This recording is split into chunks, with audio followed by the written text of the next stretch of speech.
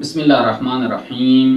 अस्सलामु अलैकुम वरहमतुल्लाहि वबरकातुहू। मोमिनीन कराम, आज एक आपकी खिदमत में शरई मसला लेकर हाजिर हुआ हूँ और अमूमन सवाल किया जाता है कि गुस्ल मस मैयत कब वाजिब होता है।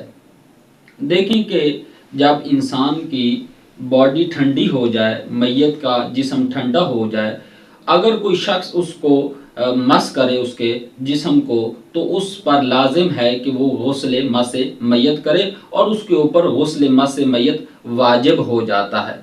लेकिन जब बॉडी ठंडी नहीं हुई, अभी रूह निकली है और जिस्म मैयत का गर्म है, तो फिर उसको छूने से गुस्ल मस मैयत वाजिब नहीं होता।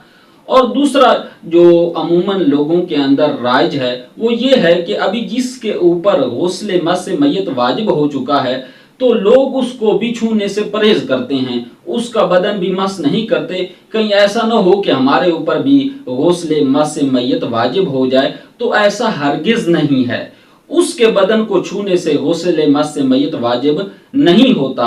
हाँ, जो शख्स मैयत को छुएगा और जब उसका बदन ठंडा हो गया हो फिर छुए, तो फिर उसके ऊपर गुस्ल मस मैयत वाजिब है, वरना गुस्ल मस मैयत वाजिब नहीं है।